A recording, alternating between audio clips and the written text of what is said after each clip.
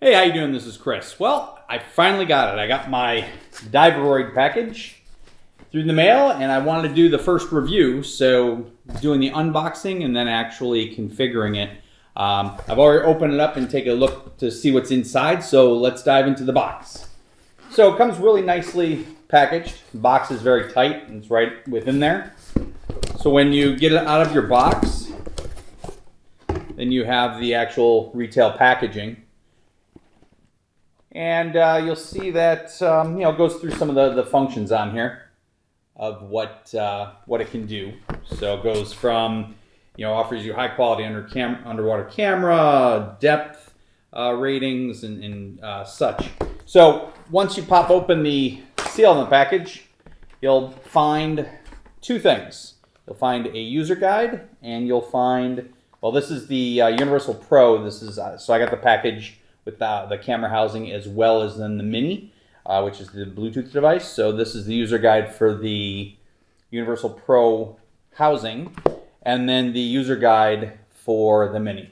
I found both of these guides useless. So that's why I'm doing this video. I do really like the way that they packaged it. So out of the box, it's a nice styrofoam case. It's it looks like molded styrofoam, but I like it. It's black, and it pops open. And this is what you'll receive inside. I didn't know when I did this on, I think I did it on I did it on Indiegogo, is that I didn't realize the strap came in on here, so I bought an extra one. A couple things I've noted. I got the other strap. The strap is like really, really wickedly small. So with a wetsuit on, I mean, I'm not that big of a dude. I am 5'6", about 172 pounds, and I barely can get it on my wrist, right? So you can see like there's no slack room in there. So with my wetsuit on, a 3mm wetsuit, it's gonna be dead in the water. So you can see, go real close up to see if you can see, it's really tight. So I don't know if this strap is really gonna work. So now I have two of them. I didn't realize Amazon had this. So another piece then is that what comes in the box, and why I didn't think the manuals were really worth it, is you get the camera housing, and the Mini is already mounted onto it. And then there's some other items which I'm like, what are these? So I still have to go through and figure it out. They give you two really, really, really tiny screws. Have no clue. And then they give you these little widgets, which I guess, doing some research, these little things are moisture packets or something. And there was this mysterious white little circle here, and I open it up, and it turns out to be grease. So those are for the gaskets. So I really didn't get much from the manual. From a manual side, they do. Okay, I'll be fair then. They do tell you in here what is included. So the universal housing, the wrist strap, the anti-fog sheets, which are these, the silicone grease, which is that little white thing, and the user guide. They still don't say anything about the screws, so I don't know. I don't know what the screws are for, to be honest. And then they have it in like 6 different languages.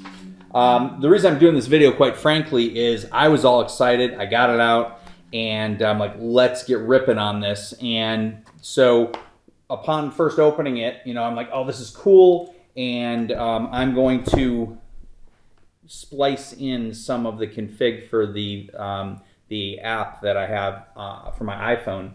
But as I went through here, I went into the Apple Store, and I preloaded Diveroid before I even ordered the product. I wanted to just see what the interface was like.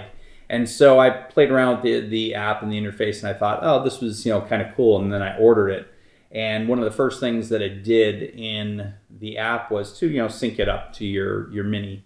So then when I actually got it, I'm like, woo, I'm ready to go. And I went to sync it, and I couldn't, it would not sync. It took me, the Bluetooth just would not pair.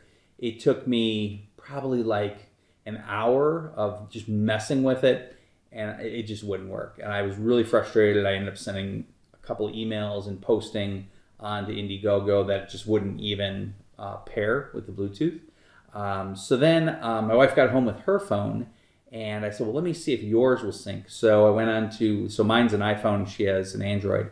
So I went into the Google Play Store to download the app, and it was noted, and let me go in and I'll splice in the my screen so you can actually see the video.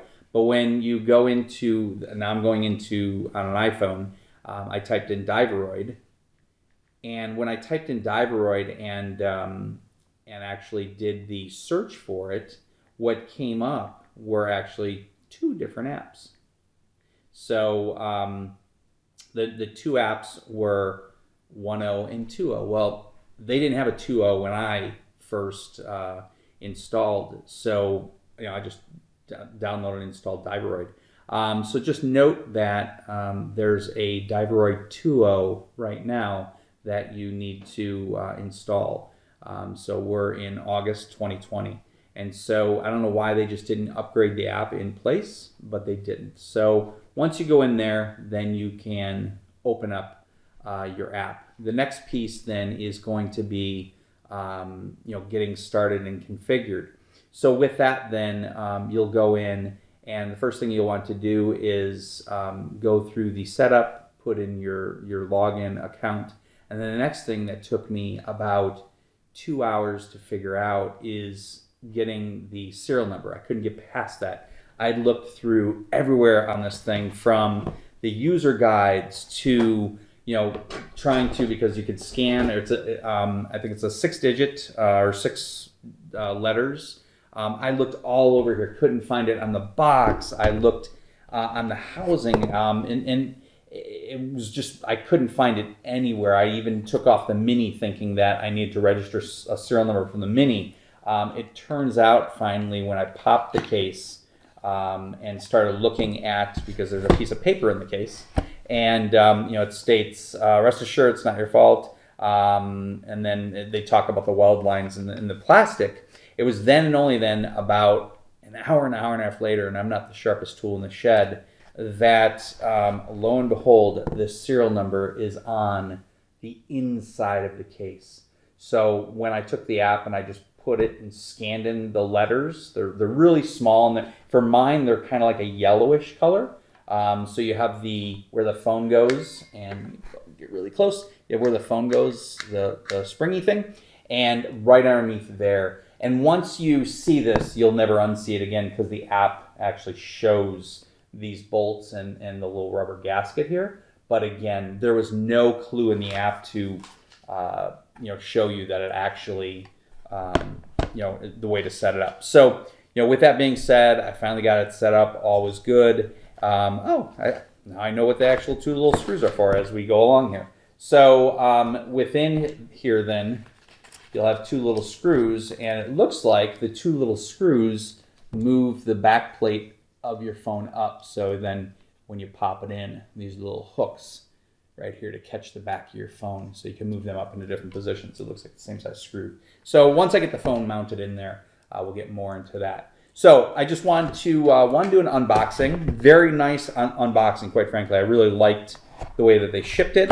The directions really, for me, were useless.